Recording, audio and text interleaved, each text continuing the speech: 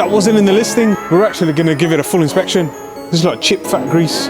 3 faults in the engine ECU. Let's get the car on the dyno. Let's see how much power it's made after 20 years.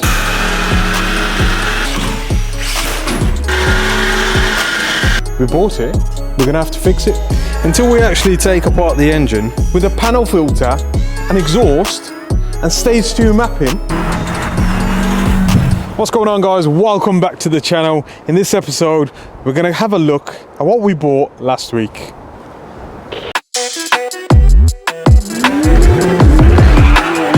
What the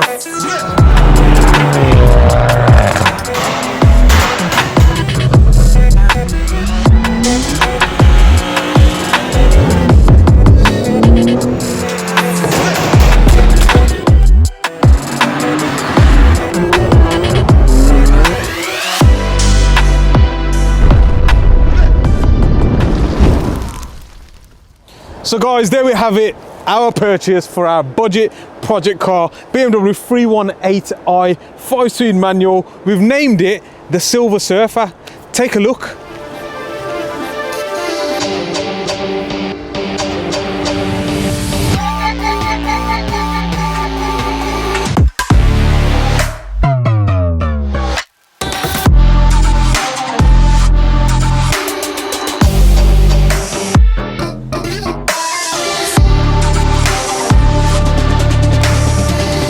So guys, this is the best we could do on a budget. Let's take a walk around. First off, we've got to talk about the 16-inch alloy wheels. They're not an option. They are a factory 16-inch wheels, and they have Yokohama tires.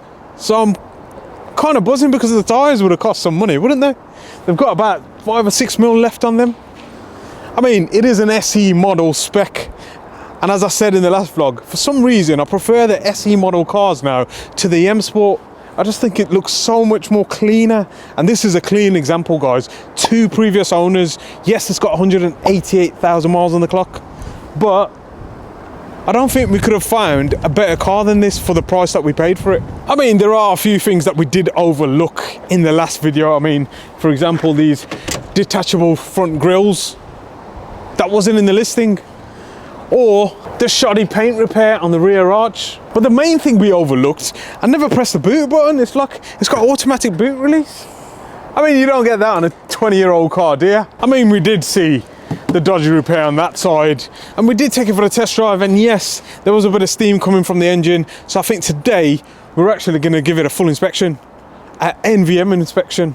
I mean, there's telltale signs this is a high mileage car. I mean, just looking at the driver's seat, even the rear bench, I mean, it's been well used, but it's been well cared for the price that we paid for it. I mean, the interior is decent. I mean, it's a comfortable place to be with this kind of half cloth, half Alcantara. You've got a nice armrest here. It's even got 2 cup holders. Like, the spec is amazing. I'm quite surprised that everything that I've touched has worked. I mean, the windows rolled down and back up, the doors lock correctly, the hazards work, the headlights work. I mean, it's got a rear tail light issue, the radiator lights on and the airbag lights on. So I think, yeah, we need to put it inside and see what this is all about.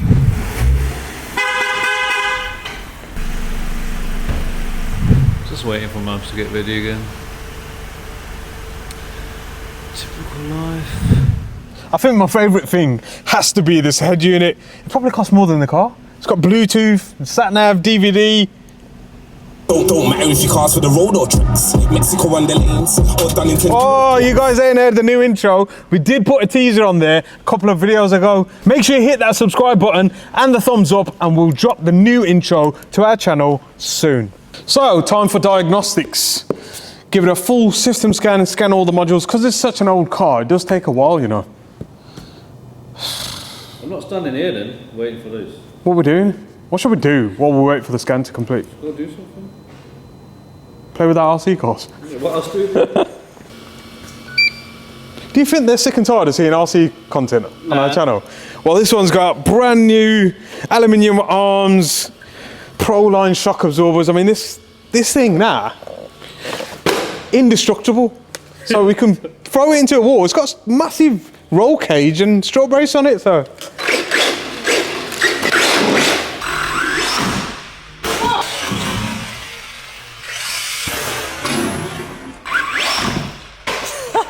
was a good demonstration of how to crash it into a wall, mate. That was a demonstration of what you do when you're waiting for a diagnostic scan to finish. So it's not all bad. I mean, I say it's not all bad, but I mean, there's 3 faults in the engine ECU. Intake crankshaft sensor, thermal oil level sensor, catalytic conversion, bank 1. Now I thought the engine was straight, no issues. The airbag light's on for a power supply on the front passenger seat belt tensioner. And there's a few faults on EWS, combi, on the light switch. So yeah, all of this is telling me rear right cluster faulty, and there's some alarm faults on there. But I mean, I can reset these, look at the diagnostics data log, and see if the crankshaft sensor is a problem. The oil level sensor, obviously we need that to be working for the car to be working. And the cat conversion bank 1, I mean, I could turn that off in the ECU if we do tune it. Shall we tune it? Leave a comment below if you want to see an N42 B20 engine tuned on our dyno. So what's gonna worry me is the underbody. So let's get it up in the air and have a look at it.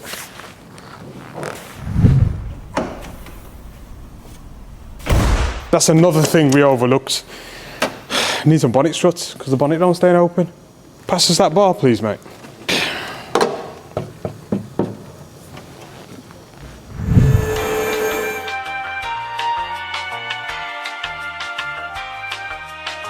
So I'm actually quite scared at this moment in time because I've seen horror stories of people buying cheap cars and they're an absolute shed. So let's take a look. So the first point I'm going to check is the subframe mounting points, and all you E46 fans will know E46s are known for cracking at the mounting points, which can be detrimental to the subframe dropping off. I mean, looking at it, it looks pretty clean, but without taking the subframe off, we can't really confirm that. But the rest of the car at the rear looks okay. I mean, the shock absorbers look tired, the arms and the rubbers look very weak and perished.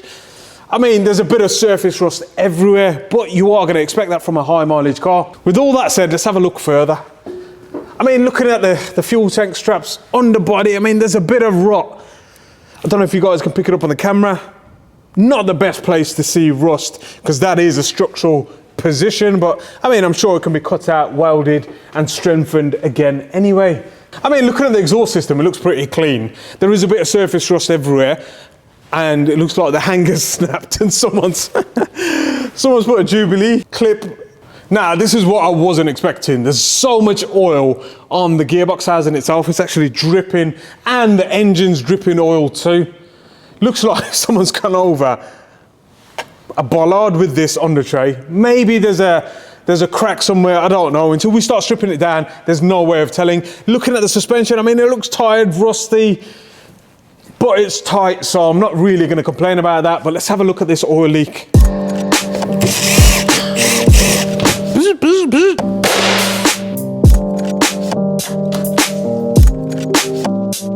I've never seen so much oil outside of the engine in my life.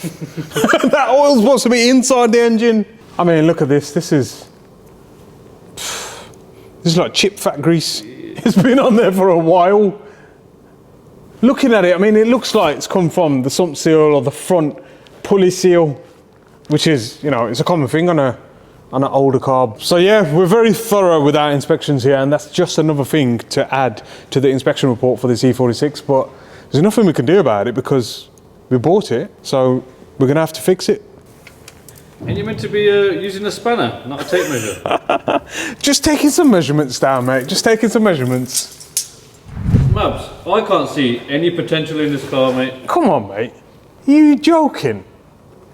These two we're gonna kick out, this we're gonna kick out, we're gonna stick it on the dyno, we're gonna put some pops, some bangs and some flames on it, come on. All right, mate, all right, I get your plans, but like, what are you seriously gonna do with it? Mate, all our subscribers know the plan already. I want everyone to comment below what they wanna see us do with this E46 Touring, which we named the Silver Surfer.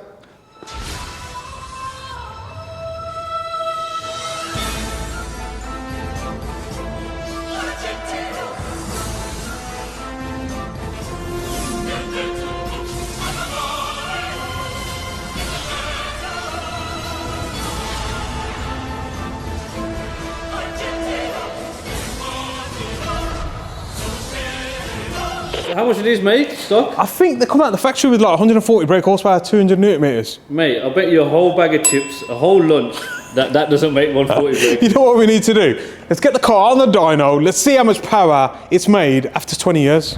We've got enough fuel in there. You can do a free kind of intake mod on here. There you have it. That's an induction kit right there. Free of charge, just take these two plastic parts off. Listen to that brop. Got to top up the water again. Until we actually take apart the engine, we'll take apart the radiator and the coolant lines. I've got no idea why. A, the water disappears and overflows, and B, where it's going to. Can you hear it? It's going somewhere. So there's a few things we have addressed already. There was some wiring concerns in the back, but the brake lights now operate as they should. Also the airbag light that was on, we've now taken off because there was a little connection fault on the passenger side. So let's get it on the dyno and see how much power this car has lost over 20 years. Don't forget, you betted me what? Bag of chips? A bag of chips. I reckon 100 brake horsepower. Really? Yeah. Let's go.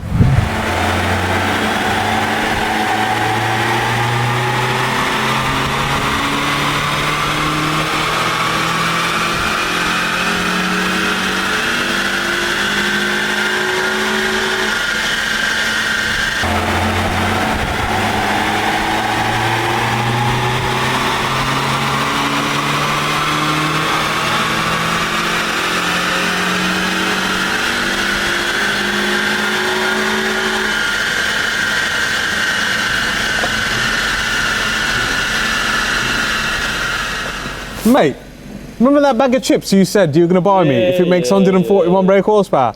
Now guys, I want to tell you the results, but I want you guys to actually write below now as to what you think is just made. Don't forget, these make 141 brake horsepower and 200 newton meters from the factory. It's a 20-year-old car. It's got Shell V-Power in, 99 run fuel.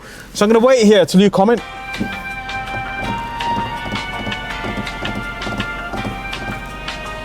No, you need to comment as well.